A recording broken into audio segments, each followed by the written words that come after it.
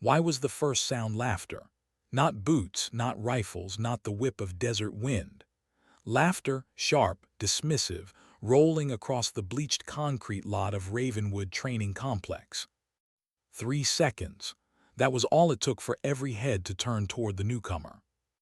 Captain Mara Quinn stepped out of a dust-streaked Humvee, her silhouette cut against the low Nevada sun. One hand gripped a scuffed rucksack, the other a weather-worn rifle case that looked like it had traveled farther than the vehicle itself. Her uniform was regulation, pressed but stripped bare. No ribbons, no gleaming rank insignia, nothing to announce who she was or what she carried inside her bones. She looked more like an administrator who had wandered too far from headquarters than a soldier about to train alongside hardened Rangers, Navy SEALs, and combat-tested Marines. Another paper pusher, someone muttered. Quota filler, another voice added, not bothering to lower the volume. The laughter spread like wildfire. Boots scuffed the pavement, Oakleys flashed as men leaned against their gear, arms folded in casual dismissal. This was Ravenwood, where egos clashed like steel and the unprepared were chewed up and spat out. Nobody expected greatness to step out of that Humvee, especially not from her. Master Sergeant Daniel Hale strode forward. His face was granite, his voice a rifle bolt. "Captain Quinn, you're late." Mara checked her watch. It read exactly 600. "On time, Sergeant." His lip curled. On time is late, early is on time, and you don't look ready for either. He circled her like a predator testing a fence. His voice carried across the lot. "You see these men, decorated, 2, 3 tour minimum, bronze stars, combat action badges, Navy crosses, and then we get," he gestured at her uniform with disdain, "a staff officer who probably never ate an MRE under fire." The group chuckled. Low, rolling, meant to wound deeper than any direct insult. Mara stood silent, no protest, no explanation, only the weight of stillness. Her father's voice rose from memory. "Strength doesn't argue, strength proves." But the air pressed heavy. Smirks carved into her skin. Even the younger recruits glanced at her with doubt, Lieutenant Jason Brooks included, eager to impress, eager not to be associated with dead weight. Hale wasn't finished. He jabbed a thumb toward the weapons rack. Rows of M4A1 carbines gleamed black under the floodlights, teeth in the desert dawn. "Grab one, Captain. Show us you know which end points downrange. Or did they forget that in supply school?" Laughter again, sharper this time. Someone whispered tourist. Mara's grip tightened on the rifle case she carried. She could have snapped back, could have listed her years in Afghanistan, the blood she'd spilled, the men she'd carried from the dust, could have flung her record in his face like a gauntlet. But she didn't. She drew a slow breath, calm, deliberate. That silence unnerved more than any outburst could have. It didn't belong to a quota-fill officer. It belonged to someone who had already walked through firestorms and lived. For 3 seconds the desert hushed, only the rasp of wind through chain link, the distant thrum of Blackhawks lifting off the pad, and though none of them knew it yet, that silence was the first crack in their certainty. Because Mara Quinn hadn't come to Ravenwood to prove she belonged. She'd come to remind them what belonging truly cost. Hale shoved an M4 into her hands. "Fine. Let's see what you've got, Captain, unless you're afraid of scratching those boots." Every eye fixed on her, waiting for a stumble, for proof of weakness. Mara adjusted the weapon, eyes steady, posture unshaken. She wasn't here to win their laughter, she was here to bury it. But inside, a storm clawed at her ribs, mocked, dismissed, written off in front of everyone. None of them knew who she really was. None of them knew her record was only a fragment of the truth. What they couldn't see was the classified weight she carried. 4 Purple Hearts, 1 Silver Star, and scars that traced a map of sacrifice across her body. She had been a combat medic with the 58th Airborne Medical Division, attached to Special Operations Teams in Operation Iron Dagger, baptized in fire, not ceremony.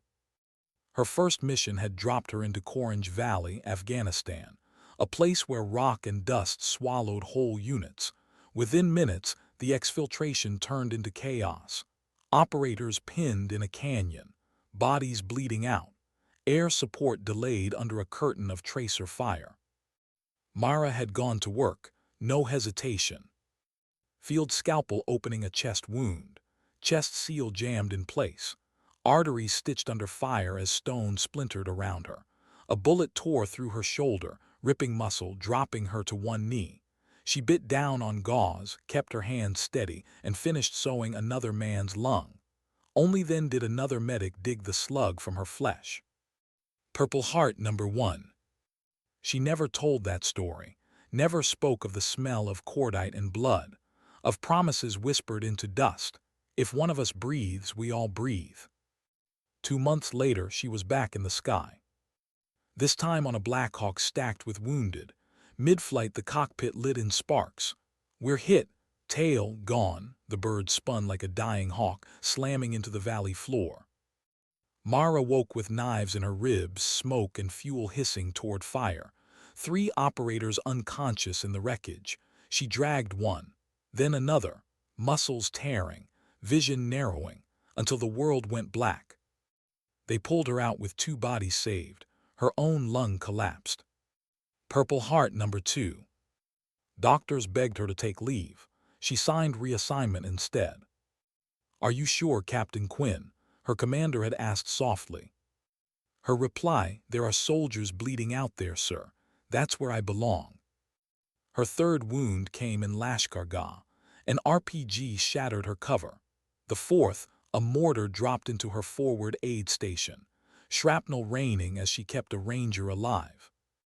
Once, she ran across open ground under sniper fire, shielding a downed Marine with her own body until extraction. 44 lives saved, 38 confirmed, 6 probable. What she carried home were scars and nightmares that clawed in silence. The medals, 4 Purple Hearts, 1 Silver Star, stayed wrapped in cloth inside a wooden box, alongside photographs of her unit, faces now crossed by black tape of memorial. It hadn't been her choice to come to Ravenwood. General Victor Strad had ordered it himself. "You've given enough blood, Captain. Now we need your mind." Her transfer file was scrubbed.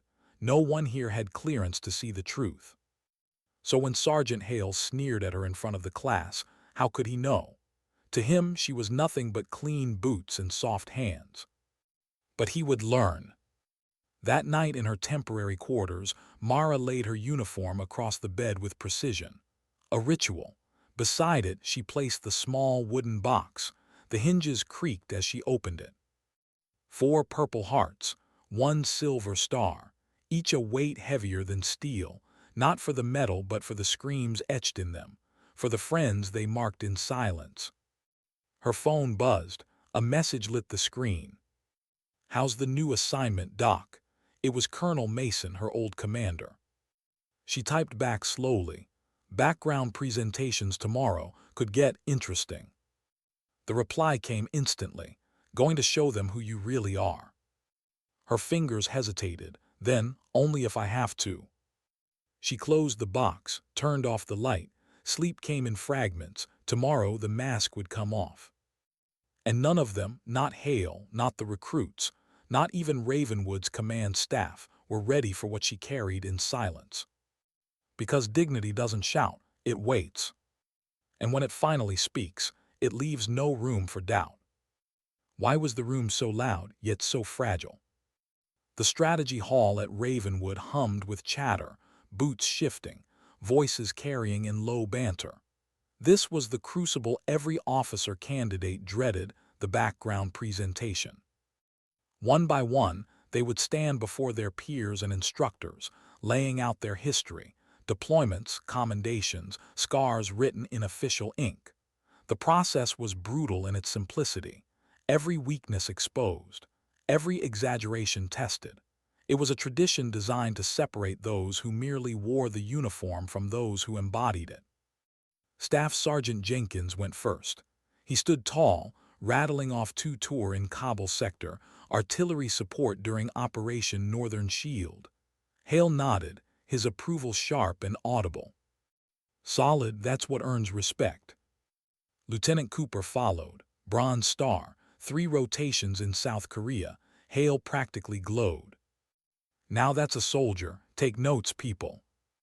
With each presentation, the bar climbed higher, and with every passing minute, Mara could feel the weight of their eyes pressing against her skin.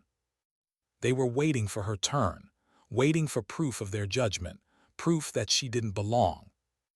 Even Brooks, the young lieutenant with nerves hidden behind his ambition, glanced at her sideways, as if bracing for the embarrassment she was about to bring. Finally, Hale's voice cut like steel across the room. "Captain Quinn, let's get this over with." The words weren't an invitation, they were a sentence. Mara rose, slowly, every motion deliberate, controlled. She carried the wooden box in one hand, the same box she had laid out the night before with ritual precision. Her boots made no sound as she walked to the front. She placed the box on the desk. Her fingers worked the lid open. Hinges groaned. Light caught metal.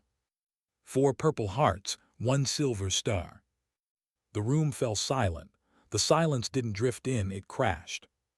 Somebody whispered, 4 purple hearts. Another voice followed, barely audible, and a silver star. Hale's smirk faltered. His jaw flexed. He stepped forward like a man compelled against his will, eyes locked on the medals. He picked one up as if testing whether it was real. His hand, so steady a moment ago, trembled faintly. "This can't be real," he muttered. Mara's voice was calm, even. "Combat Medic, 58th Airborne Medical Division, Operation Iron Dagger, Orange Valley." The words dropped like stones into the silence. "How many lives?" Hale asked. His tone stripped of bark, stripped of arrogance. It was almost a whisper. 44, Mara said. Her eyes didn't flicker. 38 confirmed, 6 probable. The silence detonated. Lieutenant Cooper's eyes widened. His voice cracked. "Doc Quinn," he leaned forward, disbelief flooding his face. "My brother told me about you, said you performed surgery under fire, after you'd been hit yourself. Said it was the most incredible thing he'd ever seen." For the first time, Mara's expression shifted. A flicker of recognition passed in her eyes. She gave a small nod, then returned her gaze to Hale. "Why isn't this in your file?" Hale demanded, but the question no longer carried venom. Confusion, almost desperation. "Most of my service record is classified," Mara said evenly. "You don't have clearance." The air in the room grew colder. Every recruit who had laughed hours earlier now sat frozen, eyes fixed on the medals, on her, on the truth they had never expected. "Why are you here then?" Hale asked quietly. Mara reached into her pocket and pulled a folded document. She handed it to him. His eyes scanned the signature at the bottom. His breath caught. "This is a recommendation from General Victor Strad," he said, his voice barely audible. Mara's tone never wavered. "May I continue my presentation, Sergeant?" For the first time since her arrival, Hale had no quick retort. He gave a single nod. "Proceed, Captain." The room no longer mocked her. They leaned forward, silent, listening. She spoke clinically, detached, as if describing whether not life and death. The extraction point was compromised. 4 critical casualties.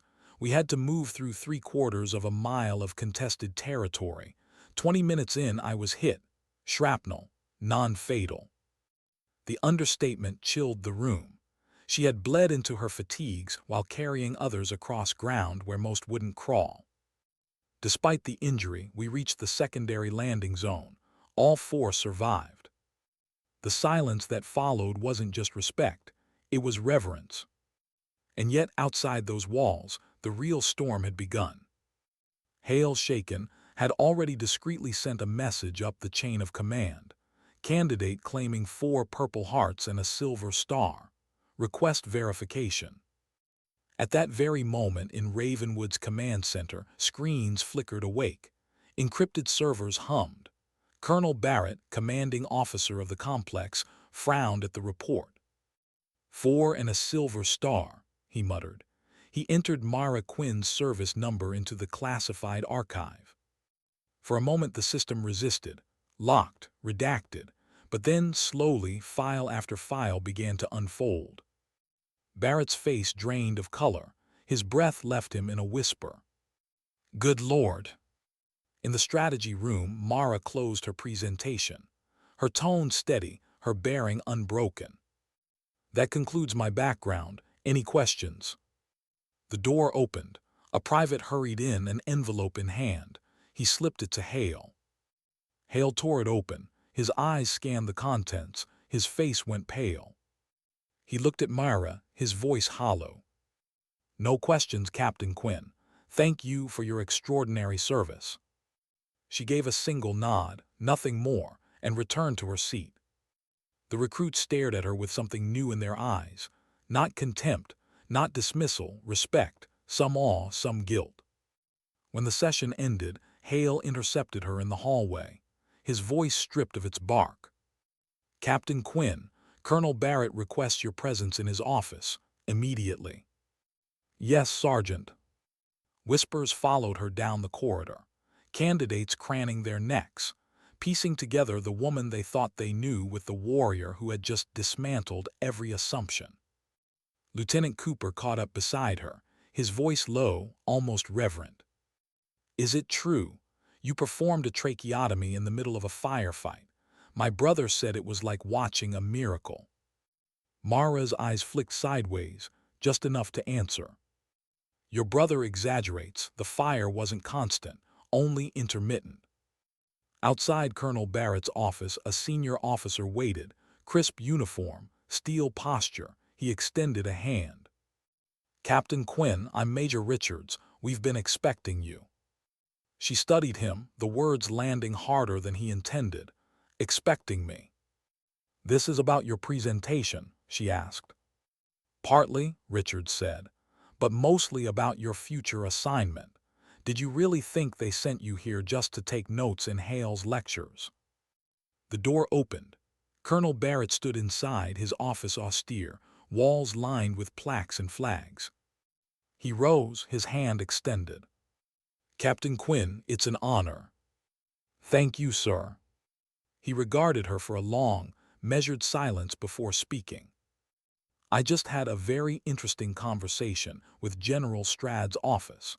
Are you aware you're being considered for the officer candidate fast-track program? Myra blinked, her voice quiet. No, sir, this is the first I've heard. That tracks, Barrett said. According to Strahd, your assignment here was designed as an evaluation. What happened in Hale's classroom may have been unfortunate, but it accelerated the process. He slid a folder across the desk. Your record speaks louder than any recommendation. Starting tomorrow, you will no longer participate as a standard candidate. You'll serve as a special advisor. Your field experience is too valuable to be wasted. Mara didn't move. Her silence wasn't resistance. It was calculation, measuring the cost of old scars against new expectations. Later that night in the barracks, whispers spread like fire. Candidates gathered in clusters. 4 Purple Hearts, Jenkins whispered, shaking his head, and a Silver Star. Do you know how rare that is? Cooper nodded slowly. My brother called her a guardian angel. I thought it was just a legend. By the time Mara returned, the atmosphere had shifted entirely. No laughter, no smirks, only quiet nods, straightened postures. Across the base, Hale sat in his office, reading the unredacted file Barrett had shown him, each page heavier than the last. For the first time in years, the hardened sergeant felt the ground shift beneath his boots. The next morning, the classroom assembled as always, but one seat was conspicuously empty. The recruits whispered, Then the door opened. Hale entered, his voice subdued. "Attention!" They snapped to their feet. "Before we begin, I need to address yesterday's presentations, particularly Captain Quinn." The door opened again. Mara stepped inside, Major Richards at her shoulder. She wore the same uniform, but this time, her rank insignia gleamed under the light. Hale's throat worked. His voice was steady but strained. "Captain Quinn will no longer participate as a standard candidate. She will serve as a special advisor on field medical operations and combat leadership." Every eye followed her as she walked to the front, posture unyielding, expression calm. The game at Ravenwood had just changed, forever. Why did silence feel so heavy? The classroom at Ravenwood buzzed with unease as Mara Quinn stood at the front, no longer a candidate among them but an advisor. Her medals had spoken louder than anything she could have said. Now the room leaned toward her, every breath measured, every eye tracing her movements as if afraid to miss the slightest detail. Hale's voice had introduced her with restraint, the bark stripped away, his authority softened into respect. For the first time he hadn't towered over the room. Instead, he stepped back, almost ceding the ground to her. Mara didn't rush. She stood quietly for a moment, letting the silence stretch, waiting until even the faint scrape of boots against concrete ceased. When she finally spoke, her tone was calm, almost gentle. "You won't find battlefield medicine in manuals," she said. "Not the kind I'm going to talk about. Textbooks don't scream, they don't bleed, they don't go cold in your arms, men do." The recruits stiffened. Some swallowed. Others glanced down at their notepads, suddenly reluctant to meet her eyes. When you're under fire, there's no sterile table, no perfect lighting. You improvise, you use what you have or people die. Her voice didn't rise. It didn't need to. It carried the kind of gravity that couldn't be faked. She told them about the first time she used an empty pen tube as an airway, hands shaking but steady enough to carve life into a throat filling with blood. She described holding pressure on a wound with her bare palm while tracer rounds cracked overhead, refusing to let go even when shrapnel tore her side. Her words painted pictures no diagram could capture. The smell of burnt cordite mixing with copper blood, the silence that fell when a radio screamed bird down, the impossible choices, who you could save, who you couldn't. For once the recruits didn't fidget, didn't smirk, they listened, every word.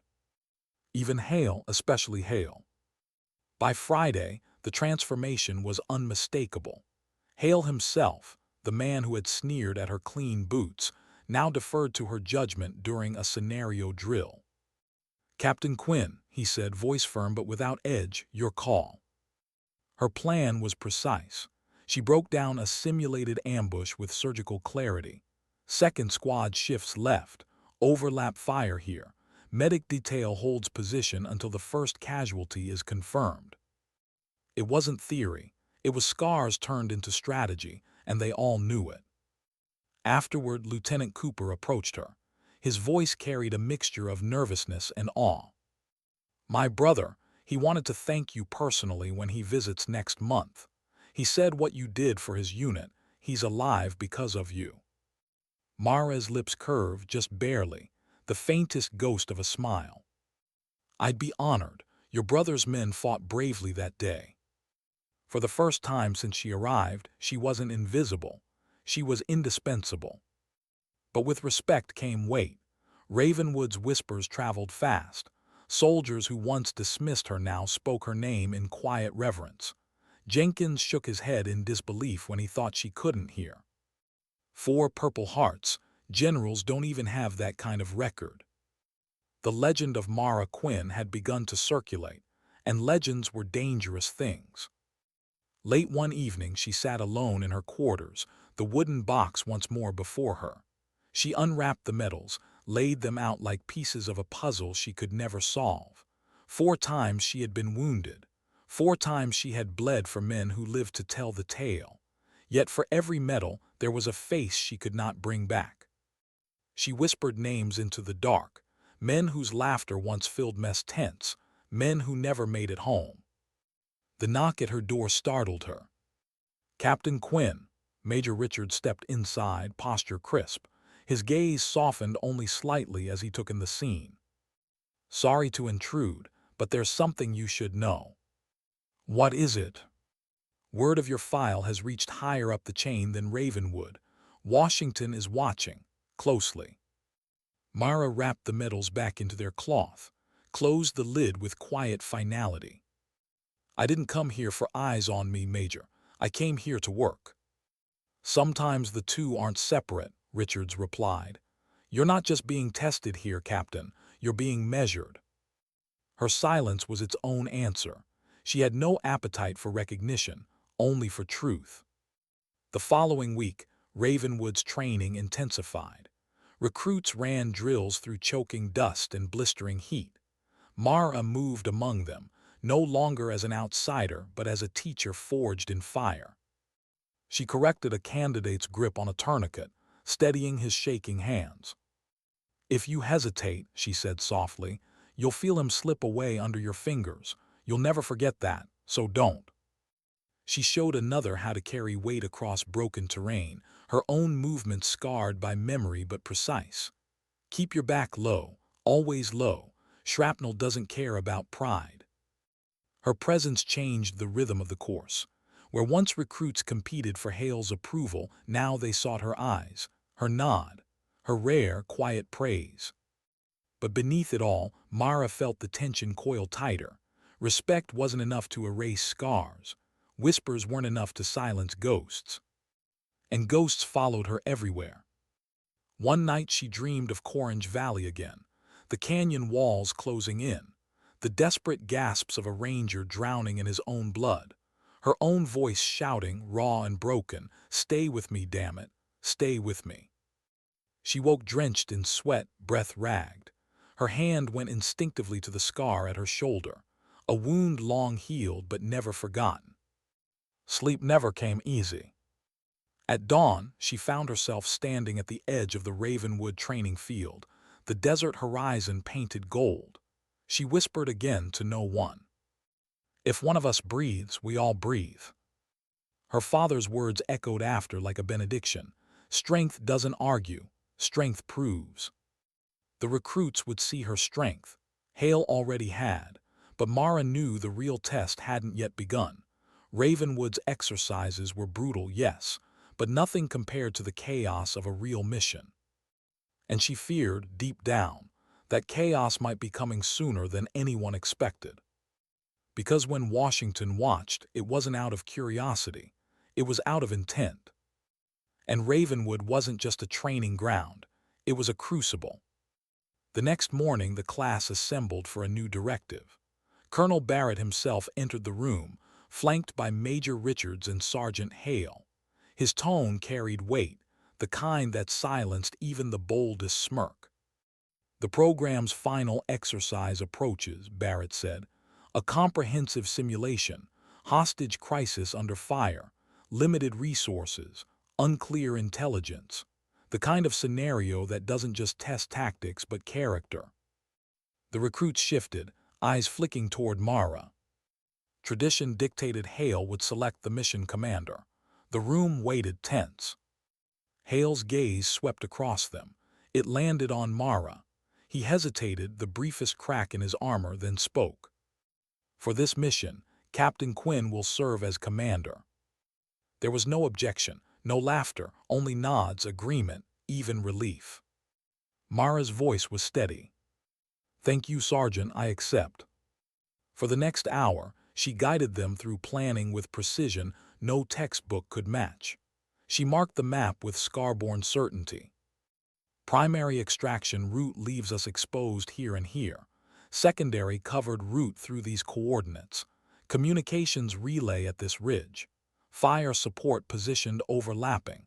Every squad covers the next. Her plan was airtight because it was carved from experience, not theory.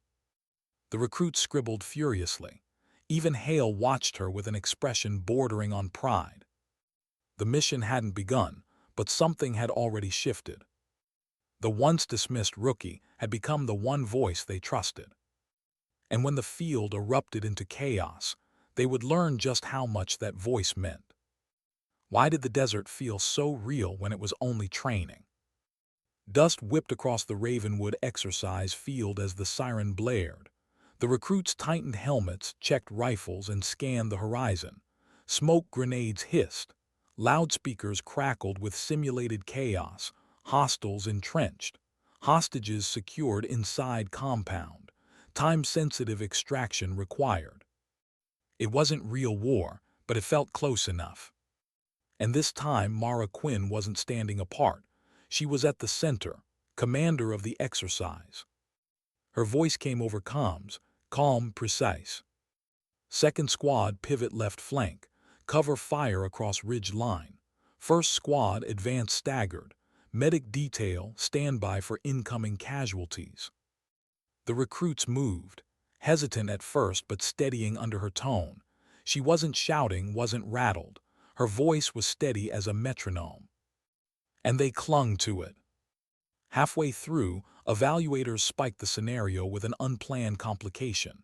Simulated artillery thundered down on the primary extraction point, cratering the ground with concussive blasts. Smoke rose thick, obscuring vision. The plan, airtight minutes earlier, was now shattered. For most leaders, it would have been enough to collapse the mission. But Mara didn't flinch. "Redirect second squad to tertiary extraction," she ordered without hesitation. "Medic detail, prepare for 2 criticals, possible spinal injuries, adjust perimeter accordingly." Her adjustments were immediate, unshaken. Every voice in her ear steadied. Fear bled from their tones. The recruits who once mocked her now clung to her words like lifelines. And under her command, they didn't just survive the chaos of simulation, they thrived. The compound was breached, hostages secured, extraction rerouted seamlessly. By the time the final smoke cleared, evaluators, hardened veterans themselves, stood in silence. They had seen dozens of these exercises. Rarely had they seen one so flawlessly executed. During the debrief, Hale's words carried no resentment, only admiration. "Outstanding performance, Captain. Your field experience translated into command decisions that saved this mission." Myra gave a nod, nothing more. She wasn't interested in applause, only in truth. But the recruits felt the shift. For them, it wasn't just a simulation, it was revelation. Because Mara Quinn wasn't a legend whispered in barracks anymore. She was flesh and blood, calm under fire, a leader forged from scars, not stories. That night the whispers grew louder. Jenkins shook his head as if still trying to process it. She didn't even blink when the artillery hit, just rerouted like it was nothing. Cooper nodded slowly. "That's the difference. She lived it. That's why she doesn't shake." Hale sat in his office, the glow of his lamp casting sharp shadows across his face. He reread her unredacted file, each line heavier than the last. For a man who had prided himself on reading soldiers, on sniffing out weakness, this was a reckoning. In 20 years of service he had judged many, some rightly, some wrongly, but his judgment of Mara Quinn had been the worst mistake of his career. And he knew it. The next morning the recruits assembled one final time. Colonel Barrett stood at the front, his gaze sweeping across the room. "You've all grown during this program," he said. "Some of you came here with preconceptions that were shattered. Others discovered strengths you didn't know you had. And some reminded us of a truth we too often forget. Never judge a soldier by appearance. Judge by their actions, by their heart." His eyes lingered on Mara, a subtle acknowledgement. Later in private, Hale approached her. His words came slower than usual, heavy with something unfamiliar. "In 20 years I've made a lot of judgments, some right, some wrong. My judgment about you was the worst mistake I've ever made." Mara studied him. Silence stretched between them, then she extended her hand. "We all have lessons to learn, Sergeant, even those of us with scars." His grip was firm, respectful without pride. For the recruits, the program ended with certificates, commendations, and handshakes. For Mara, it ended differently. Orders awaited her, signed by General Strad himself. She was to report to Officer Candidate School. Her evaluation at Ravenwood had not just been about survival, it had been about measurement, and she had been found more than worthy. That night in her quarters, she packed her medals back into their cloth wrappings. The silver star glinted faintly before disappearing into shadow. She paused, staring at it for a long moment, not because of pride, but because of memory. Her phone buzzed, a message, Colonel Mason again. Heard about Ravenwood, you're headed for OCS, proud of you, Doc. Mara typed back slowly, just doing my job, sir. She set the phone aside, closed the box, sat in silence. Because medals didn't define her. Scars didn't chain her. What defined her was the quiet strength to endure ridicule without bitterness, to rise without boasting, to prove worth through action alone. And as the desert night deepened around Ravenwood, the recruits who once laughed now spoke her name with reverence. Mara Quinn, the medic who bled silently in the dust, the commander who turned scars into strategy. For Ravenwood, she had become more than an instructor. She had become a reminder that warriors are not always the loudest in the room. Sometimes the strongest are the ones who carry their scars quietly, waiting until the moment comes to lead. And when that moment arrives, they do not argue. They act. Why did the air at Fort Benning feel heavier than Ravenwood's desert sun? The barracks here smelled of polish and formality, not dust and sweat. The cadence of boots was precise, almost rehearsed. These weren't special operations recruits clawing for survival in the dirt. These were future officers, sharpened and ambitious, learning to wield authority as much as rifles. And Captain Mara Quinn was walking into their world. Her orders had come fast. Ravenwood hadn't even cooled in her memory before she was boarding a C-130 eastbound, medals tucked away again, scars hidden beneath pressed fabric. At Ravenwood, scars had been proof. Here, they were questions waiting to be whispered. The moment she stepped off the transport, she felt the shift. Glances lingered on her, some curious, some skeptical, most unreadable. She wasn't the youngest candidate. She wasn't the loudest, but she carried something they didn't yet understand and couldn't ignore. The first briefing was clinical. Rows of candidates sat in a lecture hall, notebooks open, posture stiff. A colonel at the podium rattled off expectations, leadership under pressure, strategic clarity, command presence. Mara sat near the back, quiet, taking in the room. The man beside her leaned slightly, voice low. "You the one from Ravenwood?" Mara's eyes shifted, unreadable. "Depends what you heard." "They said a sergeant tried to bury you. You buried him instead." His lips curved faintly. "Not bad." Mara said nothing. She didn't need to. The story, true or not, had already arrived before she did. But whispers were blades, and blades cut both ways. Days passed in grueling rhythm. Early runs, classroom tactics, endless scenario drills. Candidates jostled for position, for recognition. Ego clashed with ambition. Mara moved quietly among them, never boasting, never demanding. Yet instructors began to notice. Her voice was calm during tactical debates, but her logic was scar-sharp. When others offered textbook strategies, she countered with scars. That route looks efficient on paper, but valleys funnel fire. If you've never dragged a man bleeding through one, you wouldn't know. I have. Silence followed her input, not because they doubted her, but because her words carried the weight of truth too raw to contest. Still, not everyone admired her. Some candidates bristled at her calm, at the shadow of reputation that trailed her. One in particular, Lieutenant Marcus Hale, seemed determined to find her cracks. Hale was sharp, polished, bred from a military family. His father a general, his mother a decorated colonel. His file read like a legacy, and he wore that legacy like armor.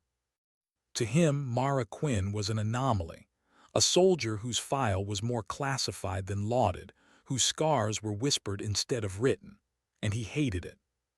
"You can't lead with silence," he said one evening during a heated strategy discussion. "Leadership is presence, voice, authority, command." Mara looked at him evenly. "Leadership is decisions under fire. When your plan shatters, your men don't need speeches. They need someone who won't blink." The room hushed. Even the instructor paused, gaze flicking between them. Hale's jaw tightened. Mara turned back to her notes, ending the moment not with victory but with stillness. Hale's resentment only grew. Weeks bled together. The program intensified. Mara's body still carried old pain, the scar in her lung tugged during runs, the ache in her shoulder burned during rifle drills. But she pressed through, never letting weakness bleed into her expression. At night she often sat alone in her bunk, writing names in a worn notebook. Names of men she had lost, a private ritual, a reminder. Every new rank, every new test, it all meant nothing if she forgot them. One night as the barracks lights dimmed, Cooper, now assigned to the same OCS class, caught her scribbling. "You still carry them?" he asked quietly. Mara closed the notebook. "Always." "Doesn't it get heavy?" Her eyes flicked to him. "It should." The next morning brought the field exercise. Candidates were dropped into thick Georgia woods with limited rations and maps deliberately designed to confuse. Their mission: locate, secure, and extract a wounded comrade while navigating ambushes and shifting objectives. Hale immediately pushed himself to the front. "My squad will flank east. We'll cut time in half." Mara said nothing. She let him take command. Hours later, the exercise descended into chaos. Hale's shortcut funneled them into a swamp, waist-deep water slowing every step. The enemy, instructors in camouflage, rained blanks from the tree line. Candidates panicked, firing wildly, stumbling in muck. Through the noise, Mara's voice cut steady over comms. "North Ridge, higher ground, move now." The squad hesitated. Hale barked over her, "Stay the course." But panic didn't bend to arrogance. One by one, candidates shifted, choosing her voice over his. They clawed toward higher ground, lungs burning, mud sucking at their boots. Mara moved among them, dragging one man whose ankle had twisted in the swamp, shouldering his weight without a word. By the time they reached the ridge, they had regrouped, order restored, mission salvaged. When the whistle finally blew, signaling exercise end, instructors scribbled furiously on clipboards. Hale stood seething, mud caked across his pressed uniform. Mara simply stood still, chest rising evenly, eyes scanning the tree line as if war might still erupt. During debrief, the lead instructor's words were clipped. One voice stabilized the mission when it collapsed. One voice ensured survival. "Captain Quinn, that was you." Hale stiffened, his jaw flexed. Mara inclined her head, no pride, no boast, only acknowledgement. That night whispers spread again, not just of Ravenwood, now of OCS. "She doesn't even raise her voice," one candidate muttered, "but everyone listens." "That's because she doesn't talk theory," another said. "She talks scars." Hale's resentment grew teeth. The next week brought classroom evaluation. Candidates presented on leadership philosophy. Hale's speech was sharp, rehearsed, filled with lineage and history. He spoke of duty, honor, the weight of tradition. When Mara's turn came, she walked to the podium with the same deliberate calm she carried everywhere. She didn't bring notes. She didn't need them. Her words were simple. Leadership isn't about rank, or voice, or tradition. It's about choice. The choice to move when you're bleeding. The choice to carry another when your own body is breaking. The choice to hold silence when words mean nothing. Leadership is sacrifice, and it leaves scars. The room sat silent. Even instructors shifted, their faces unreadable but their eyes locked on her. When she finished, she didn't wait for applause. She simply stepped down, returned to her seat, and opened her notebook again. Later that night, Hale cornered her outside the barracks. His voice was low, biting. "You think scars make you special. You think silence is strength. You're wrong. Strength is command. And when Washington looks at us, they won't see your scars, they'll see me." Mara met his gaze, steady, unshaken. "Maybe, but when men are bleeding, they won't call for command. They'll call for strength. And strength doesn't need to be seen." She walked past him, her boots quiet against the gravel. Hale stood in the dark, jaw clenched, his fists tight. Because somewhere in the silence, he knew she was right. Why did the woods feel alive that night, as if the ghosts themselves were watching? The OCS instructors had chosen this exercise carefully. Not a day drill, but a night one. Not a test of endurance alone, but of clarity under pressure when shadows clawed at the mind.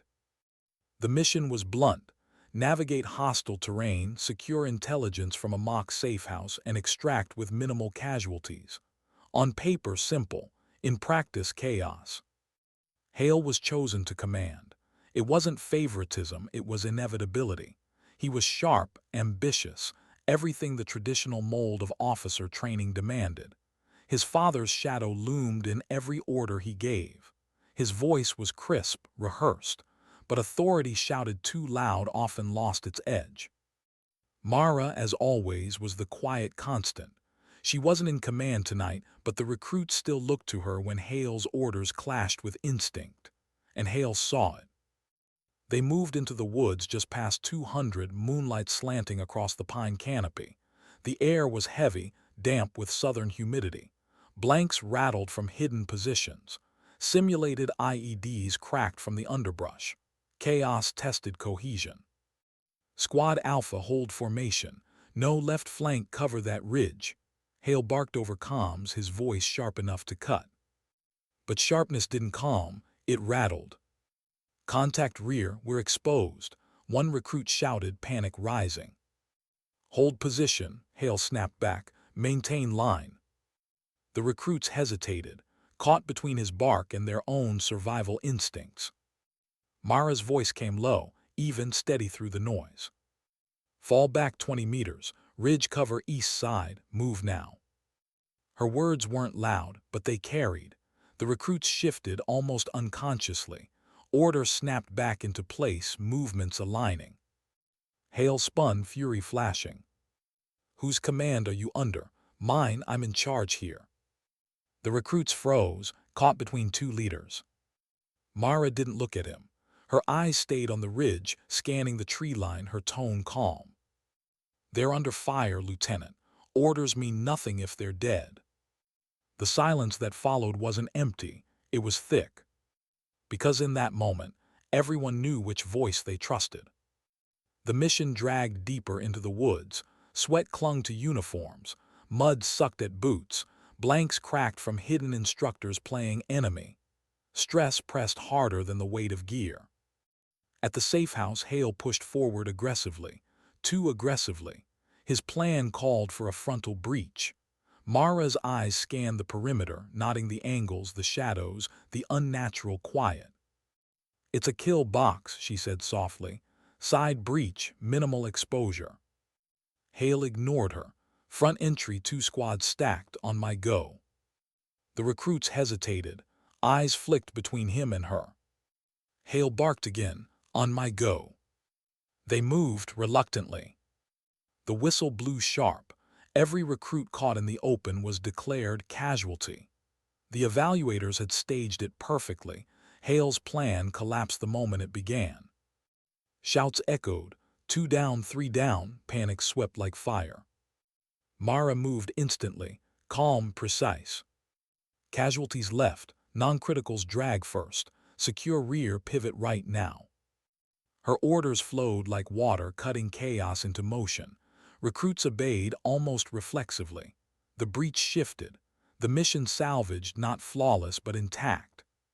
When the final whistle blew, the evaluators scribbled notes. Hale's jaw was stone, his posture rigid. During debrief, The lead instructor's words were clipped. "Lieutenant Hale, your plan failed. Casualties were high. Your leadership under pressure faltered." Hale stood stiff, his face flushed with restrained fury. Then the instructor's gaze shifted. "Captain Quinn, you stabilized the mission. Your decisions reduced further loss. That's steadiness, that is leadership." Mara gave a nod. She didn't smile. She didn't gloat. Her silence was louder than Hale's anger. That night Hale found her outside the barracks, his voice sharp, almost venomous. "You undermine me at every turn." Mara looked at him steady. "I don't undermine, I adapt." "You think scars make you a leader." His tone cracked, more wounded pride than anger. "They make you broken." Her gaze didn't waver. "Scars don't break, they remind." He stepped closer, his voice low, almost shaking. "You don't belong here, you don't belong leading them. You're a medic, a patch job, a survivor, not a commander." For the first time, her voice carried a quiet edge. "I've carried more dying men through fire than you've carried maps. Leadership isn't declared, Hale. It's given. And whether you like it or not, they've already given it." She walked past him, boots crunching gravel, leaving him in the shadows. But as she returned to her bunk, her hands trembled faintly, not from fear of him, from the ghosts. Because every word she spoke pulled her deeper into memory, and memory was merciless. That night sleep fractured into flashbacks, the Blackhawk spiraling into Corange Valley, smoke and blood filling her lungs, the Marine's eyes staring at her, wide, terrified as she shielded him with her body. "If one of us breathes, we all breathe." She woke gasping, hand pressed against her chest where shrapnel had once carved into flesh. For a long moment she sat in darkness, head bowed, breath ragged. She whispered their names again, the ones lost, the ones she carried. And in the silence she wondered, not for the first time, if leadership meant carrying too many ghosts. Days later the final OCS evaluation began. Not a drill, not a classroom debate. A wargame simulation spanning 48 hours, terrain rough, resources scarce, every decision recorded. Candidates divided into teams. Hale given command of one, Mara of another. The rivalry formalized, sharpened, undeniable. Washington was watching now, every move weighed, every failure magnified. As her squad prepared, Mara stood before them. No speeches, only words carved in truth. "We'll move quiet, we'll move steady. Plans will fail, and when they do, we'll adapt. If one of us breathes, we all breathe. That's the only order that matters." Her recruits nodded, not because they were ordered to, because they believed. As the exercise began, the woods swallowed them whole. Blanks cracked, shadows moved, chaos pressed in. Hale's squad thundered aggressively, chasing objectives with noise and speed. Mara's squad flowed quieter, adapting, shifting, surviving. The battle wasn't of rifles, it was of philosophies. And in the end, only one would be left standing. Why did silence feel louder than gunfire? The woods were still before the wargame began. A false stillness. Pine needles whispered under boots. The moon hung low, pale against clouds. Two squads stood ready, separated by only distance and intent. Lieutenant Marcus Hale's voice carried, sharp, commanding, rattling through comms as if volume alone could forge victory. "We'll hit objectives fast, hard. No hesitation. Speed wins." Mara Quinn stood with her own squad in the darkness, her rifle cradled, her voice measured. "We'll move quiet. Plans will break. When they do, adapt. No one gets left behind." Two philosophies, two paths. Only one would survive 48 hours. The whistle blew. The game began. Hale's squad stormed forward with noise and certainty, boots pounding, voices barking. They took the first objective, a mock radio tower, in minutes. Victory came easy. Confidence swelled. Mara's squad moved differently. Slow, precise. They skirted noise, choosing shadows, conserving strength. By dawn, they hadn't claimed a single objective. Some recruits grew restless, exchanging uneasy glances. "Sir, we're falling behind," one muttered. Mara's tone was steady. "Objectives don't matter if you're dead, trust me." They pressed on. By midday, Hale's squad had seized 3 objectives. Their voices echoed with pride. But pride was a hungry companion. It blinded, it demanded. Mara's squad stumbled on their trail hours later. Evidence of haste, discarded gear, trampled brush, even a trail of mock casualties marked by evaluators. "High losses," one of her recruits whispered. Mara crouched by a marker, her fingers brushing the earth. Speed without survival isn't victory, it's noise. They moved on, their pace steady, methodical. Night fell. The second phase began. Instructors introduced complications, simulated artillery, ambushes, hostages hidden in unfamiliar ground. Hale drove his men harder, voices rising with each false victory. Mara's squad found themselves pinned by a staged ambush near a ravine. Blanks cracked from both ridges. Recruits faltered, panic seeping through their line. Mara's voice cut calm over comms. "Stay low, cover fire left ridge, I'll draw them." She rose, sprinting across open ground, her silhouette a perfect target for blank fire. "Contact on me," she shouted, drawing enemy focus. Her recruits seized the chance, moving flanks, pushing through with minimal casualties. By the time evaluators blew the whistle, her squad was intact, winded, shaken, but intact. That night under a tarp in the woods, they sat in silence, gnawing on rations. One recruit finally spoke, his voice raw. "Why'd you take the open ground, Captain? You could have been marked dead." Mara looked at him, eyes calm. "Because you wouldn't be sitting here if I hadn't. That's leadership. Not glory, not orders, sacrifice." The recruits said nothing, but in their silence, respect grew roots.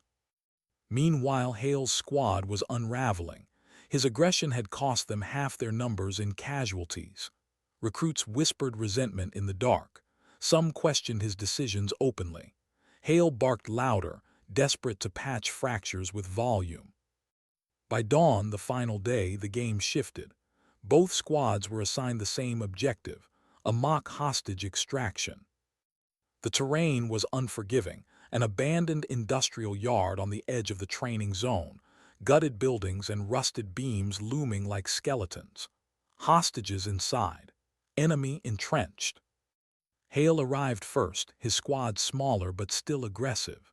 He ordered a frontal assault, voices raised, rifles barking blanks. The evaluator's enemy responded with ferocity, mowing his squad down in waves. Casualty markers scattered across the yard like fallen leaves. Mara's squad arrived minutes later. They froze at the sight. Hale pinned men down, chaos unraveling. "Captain," one recruit whispered, "we should pull back. This isn't our fight." Mara's eyes didn't leave the scene. Hale's men were dying. His arrogance had led them into a slaughter, but leadership wasn't about vindication. It was about choice. Her voice was calm. "We move in, cover his men, no one left behind." The recruits hesitated, then nodded. Mara's orders flowed sharp, precise. Suppressing fire left, breach side wall, medic detail on markers. Her squad surged forward, covering Hale's broken line, pulling his recruits out of the kill zone. Mara herself dragged one casualty from open ground, body heaving against weight, her lungs burning as memory clawed through the Blackhawk wreckage, smoke filling her chest, dragging men from fire. She blinked it away, forcing focus. Not then, now. Within minutes, the tide shifted.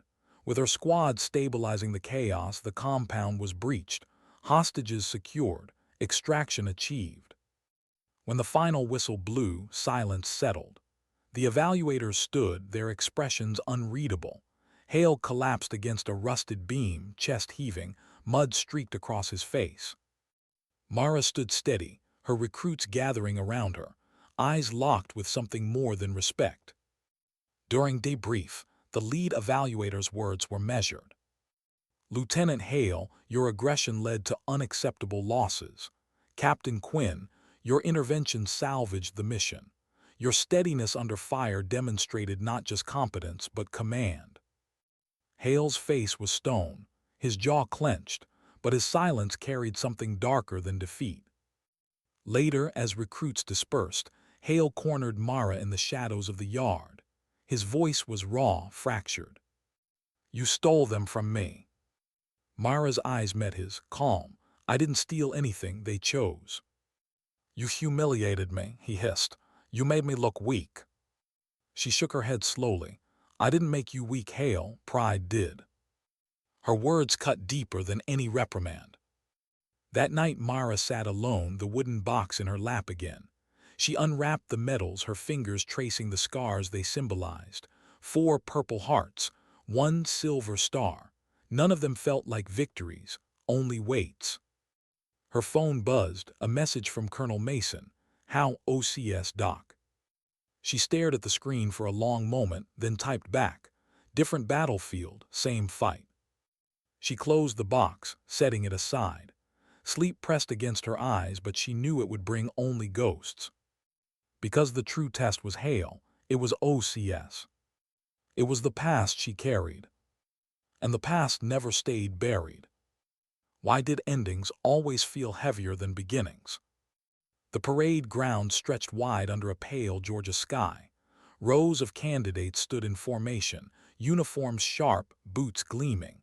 Their faces were drawn with exhaustion but lifted with pride. Months of OCS had led to this moment, graduation. Mara Quinn stood among them, shoulders squared, her posture steady but unyielding. She wasn't the loudest voice, nor the most decorated uniform on the field, but whispers had traveled far beyond these barracks. Washington knew her name now. Generals spoke it in closed rooms. Commanders studied her file with reverence and unease.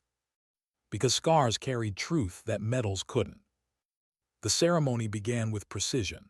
Names were called, certificates handed, hands shaken. Lieutenant after lieutenant marched forward, claiming their place in the lineage of officers. Hale was among them, his jaw tight, his salute crisp. His father sat in the front row, a general's stars gleaming on his chest. Legacy incarnate. Mara's name came last. Captain Mara Quinn. She stepped forward, every step deliberate, every movement weighted with memory. When she accepted her commission, the applause was polite but laced with something different, respect that came not from tradition, but from revelation. As the candidates dispersed afterward, Hale found her near the edge of the field. His face was carved from stone, but his eyes flickered with something more fragile. "You won," he said quietly. "No venom this time, just resignation." Mara studied him. "It wasn't a competition." "For you, maybe not. For me, it always was." He looked away, jaw working. "You'll carry them farther than I ever could." She didn't gloat, she didn't soften, she only inclined her head. "We carry different things, Hale. Yours is legacy. Mine is scars, neither is light." He swallowed, a faint tremor in his voice. "Maybe scars are heavier." Her eyes softened just faintly. "Only if you carry them alone." She left him standing there, his shoulders stiff beneath the weight of his father's shadow. That night she sat in her quarters one final time. The wooden box lay open on the desk, 4 purple hearts, 1 silver star. She traced them lightly with her fingertips, not out of pride but out of remembrance. Each one was a name, each one was a face, each one was a weight. Her phone buzzed, a message from Colonel Mason again. "Graduated yet? Or are you still teaching the instructors how it's done?" Mara allowed herself a small, tired smile. "Graduated. Heading to next assignment soon." "Good. Washington's watching you, Doc. Don't let them turn you into someone you're not." Her reply came slow. "They can't, not anymore." She set the phone aside and closed the box. The lid creaked, wood groaning like old memory. The next morning she reported to Colonel Barrett and Major Richards. They handed her sealed orders. "Advanced officer candidacy. Washington wants you in advisory capacity for joint operations. overseas. Her silence stretched before she finally nodded. Yes, sir. As she turned to leave, Richard stopped her. His voice was low but firm. They'll expect you to lead, not because of medals, not because of scars, but because of the steadiness you carry. Don't underestimate that. Myra's reply was quiet. I never do. When she boarded the transport days later, recruits lined the tarmac, some saluting, some simply standing silent as she passed. Jenkins, Cooper, even Hale, no smirks now, no doubt, only respect. She paused at the ramp, turned once and gave a nod. Small, simple, enough. The engines roared, dust rose, the horizon pulled her forward. As the base shrank behind her, Mara Quinn sat alone in the aircraft's dim cabin, her rucksack at her feet, the wooden box inside. She stared out at the fatting land below, her reflection faint in the glass.